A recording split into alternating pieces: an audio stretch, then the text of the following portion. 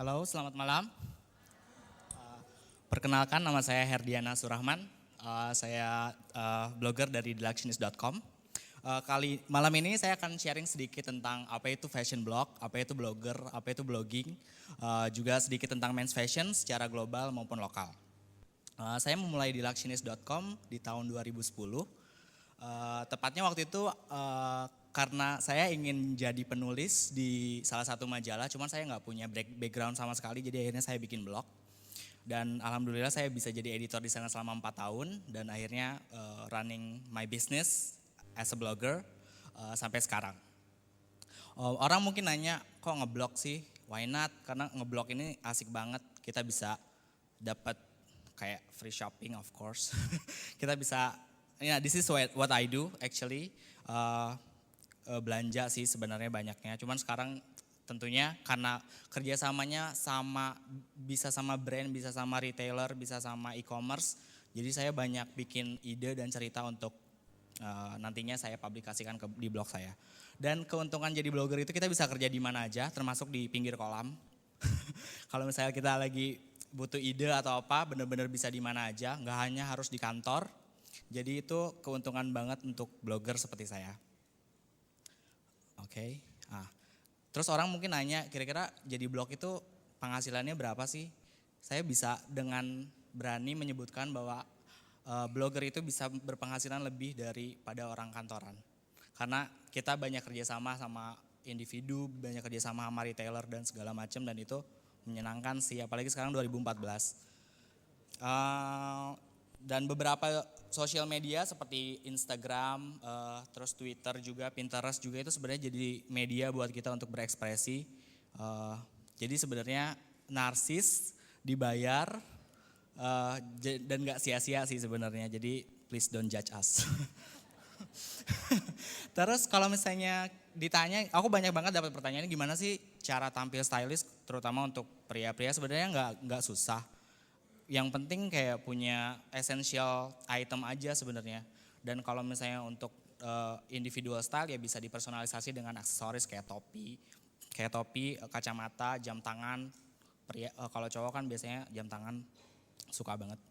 Jadi aku sendiri sekarang mengkampanyekan kalau untuk barang-barang pribadi kita lebih mengutamakan quality over quantity. Jadi gak usah terlalu banyak baju, yang penting berkualitas semuanya. Dan mungkin semua orang juga setuju, gak cewek gak cowok, kalau misalnya sepatu mesti bagus, ya gak? Ya gak? Sepatu itu mesti bagus karena bisa menunjang penampilan tuh bisa jadi keren sih. Gitu. Dan ini terbukti local brand itu banyak memproduksi banyak sepatu yang berkualitas, yang bisa sampai go internasional. Oh, ini PT Uomo. PT Uomo itu sebenarnya kayak satu fashion fair yang ada di Milan, diadakan 2 tahun sekali secara global. Jadi semua produsen dari men's fashion dan men's accessories datang ke sana untuk mempertunjukkan karyanya, sampelnya. Karena dari situ semua buyer dari seluruh dunia bisa datang situ. Harusnya kita niru juga sih di sini. Paling enggak untuk regional Asia atau enggak Asia Tenggara. Bagus buat bisnis. Ini bukan fashion fair, cuman kita patut berbangga juga karena kita punya toko yang mengkhususkan diri untuk menjual barang-barang fashion khusus cowok. Baik itu brand luar maupun brand Indonesia, brand lokal. Namanya Otoko Store, dia ada di SCBD. Dekat sini sih sebenarnya. Ini waktu itu dia lagi launching sepatu. Kalau misalnya ini contoh sepatunya, stylenya adalah lace up style sama double monk strap. Kalau misalnya untuk diaduin sama kualitasnya dari luar negeri, it's gak kalah lah. Nah, ini contoh-contohnya para cowok-cowok Indonesia yang bergaya. Saya cukup kaget sih dengan gayanya Pak Marty Natalegawa, keren banget. Dia bisa tampil gak berlebihan dan bagus untuk dicontoh. Ini pengalaman saya waktu itu di Bali, ketemu sama desainer baru, desainer muda Amerika. Jadi dia adain fashion incubator juga. Tapi dia didukung sama media-media yang luar biasa dan didukung sama komitenya mereka. Jadi harusnya sih kita niruin juga sih dan didukung juga sama pemerintah. Indonesia Brand sendiri sebenarnya nggak kalah kalau misalnya mau bersaing sama brand-brand internasional. Ada Jen and Sober yang mulai di tahun 2009 dan sekarang udah bisa orang di regional Asia Tenggara udah tahu Jen and Sober. Terus Case Eyewear juga.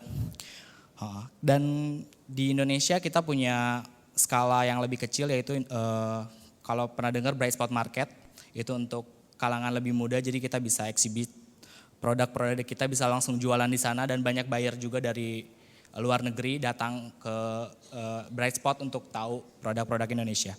Untuk yang skala nasional lebih besar lagi kita punya Indonesian Fashion Week yang cukup bagus, cuman harus dilihat kualitasnya juga sih. Kalau aku lihat terlalu banyak desainer, terlalu banyak nama-nama yang kita nggak tahu, jadi ya harus banyak diperbaiki lagi. Dan kita punya e-commerce juga yang kalau kita bicara digital kita nggak hanya orang Indonesia aja yang lihat, dari manapun bisa dilihat. Jadi kalau untuk orang-orang yang ada di dunia digital kayak blogger, terus juga desainer, juga e-commerce harusnya sih bisa kerjasama sesering mungkin.